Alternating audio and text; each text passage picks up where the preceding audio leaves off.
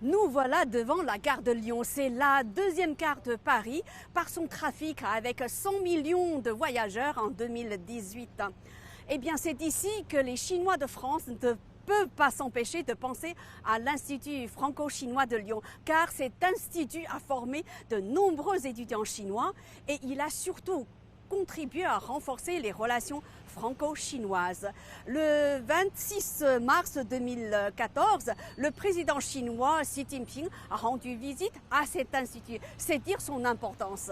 Eh bien, depuis 2014, l'Institut franco-chinois de Lyon s'appelle le Nouvel Institut franco-chinois de Lyon. Pour célébrer le 100e anniversaire du Parti communiste chinois, Alain Labat, vice-président du Nouvel Institut de Lyon, a prononcé un discours. Voilà. Bien, bonjour. Je vais donc vous présenter assez rapidement l'histoire de l'Institut franco-chinois de Lyon. L'Institut franco-chinois de Lyon est une institution tout à fait exceptionnelle dans l'histoire des relations anciennes qui unissent la Chine et la France. Et on peut dire, je vais essayer de vous le montrer, que c'est par ailleurs l'une des plus belles pages de l'histoire de ces relations intellectuelles. Il s'est trouvé donc au début du XXe siècle, est arrivé en France un jeune chinois qui s'appelait Li Shizang, qui était membre de Tongmenghui, le mouvement du docteur Sun Yat-sen, et qui est venu faire des études de biologie, dans un premier temps, à Paris. C'est quelqu'un qui s'est intéressé au système éducatif français à une époque où la Chine se posait beaucoup de questions pour savoir de quelle manière résister donc à l'agression des puissances occidentales, de quelle façon sortir de l'oppression, de la suggestion et de la misère. Et Li Shizang était convaincu que le meilleur moyen de transformer la Chine était de commencer par l'éducation. Il a donc eu l'idée de créer ce qu'il a appelé le mouvement Travail-Études, un mouvement donc qui l'a amené à créer en région parisienne une petite usine de soja, auprès de laquelle il a installé une école avec le projet. Un mouvement donc qui a très vite intéressé Tsai Ing-wen, qui a apporté donc son soutien à cette initiative qui a débuté donc dans les années 1913. Essentiellement donc à Montargis, qui est une ville donc de la région parisienne. C'est un mouvement qui très vite a connu le succès puisque 1600 jeunes sont venus de Chine en 1919-1920.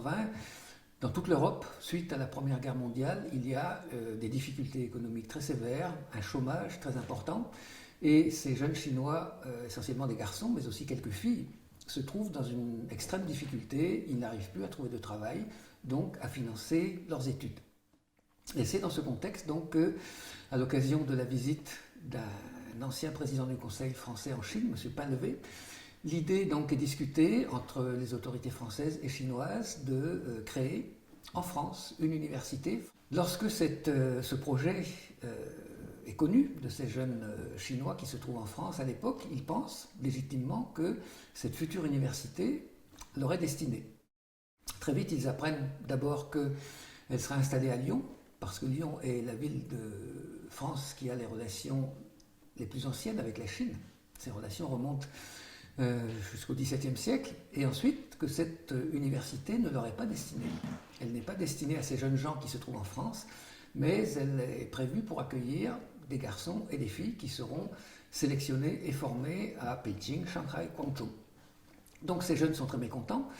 Nous sommes donc dans l'après 4 mai 1919, ils sont donc très mobilisés, ils sont aussi pour beaucoup d'entre eux politisés. Ils ont découvert en France le syndicalisme, le socialisme, l'anarchisme, et quelques-uns d'entre eux commencent déjà à s'intéresser au marxisme, dans la mesure où beaucoup sont venus en France dans le cadre de la Xinmin-Shihui, cette société créée dans la province du Hunan par Mao Tse-tung, qui était destinée, entre autres activités, à préparer des jeunes Chinois pour venir étudier en France. Et donc ces jeunes gens se disent, nous ne sommes pas admis dans cette future université franco-chinoise de Lyon, c'est tout à fait inadmissible, nous allons manifester. Ils manifestent donc dans un premier temps, plusieurs fois à Paris, devant ce qu'on appelait à l'époque la légation de Chine, qu'on appelle aujourd'hui l'ambassade de Chine. Ils manifestent donc pour demander de l'aide matérielle, parce qu'ils sont dans une grande détresse sur le plan financier. Ils manifestent aussi pour critiquer le gouvernement chinois de l'époque, Il critique sa faiblesse devant l'action des puissances occidentales et aussi du Japon, et notamment les 21 demandes qu'a présentées le Japon au gouvernement chinois de l'époque. Il manifeste aussi contre un projet de prêt dont ils ont entendu parler, un projet de prêt du gouvernement chinois auprès du gouvernement français, dont il pense qu'il est destiné à acheter des armes. Et lorsque le projet d'ouverture de l'Université franco-chinoise de Lyon se concrétise, donc en septembre 1921, plusieurs centaines d'entre eux décident de venir à Lyon et d'occuper le site où nous nous trouvons aujourd'hui et d'où je vous parle, qui est prévu pour accueillir cette nouvelle université franco-chinoise. Il y a parmi eux des jeunes gens qui s'appellent Chen Yi, Lili San, Tsai He-sen, Zhao Sheyan. Pour les autorités françaises, bien sûr, c'est une grande surprise, une manifestation d'étudiants chinois en province. C'est une manifestation illégale, la police intervient, une centaine d'entre eux, 104 d'entre eux donc, sont arrêtés, en particulier ceux dont je viens de citer les noms, et ils sont emprisonnés à Lyon, donc dans une prison qui existe encore. Ils sont emprisonnés, les autorités françaises bien sûr cherchent à identifier les organisateurs de cette manifestation, parce que les autorités françaises donc, savent que parmi ces jeunes gens, il y en a déjà pas mal d'entre eux donc, qui sont intéressés par le communisme. Il n'existe pas encore en 1921 d'organisation communiste chinoise en France, mais il y a le projet d'en créer une. Ce sera le cas en 1922. Donc, parmi ceux qui sont identifiés comme les meneurs, il y a Chen Yi. Et ceux-là, donc 104, sont conduits à Marseille par la police et à Marseille sont mis dans le premier bateau à destination donc, de Shanghai. Les autres donc, sont libérés après quelques jours d'emprisonnement et en septembre 1921 ouvrent cette nouvelle université franco-chinoise de Lyon que les Français ont pris l'habitude d'appeler depuis cette époque-là l'Institut franco-chinois de Lyon. Il va fonctionner jusqu'en 1946, c'est-à-dire à peu près entre les deux guerres mondiales, et pendant toutes ces années, dans ces lieux vont être formés 473 jeunes garçons et filles venus de Chine, dans des conditions matérielles, encore une fois, pas faciles, dans des conditions linguistiques.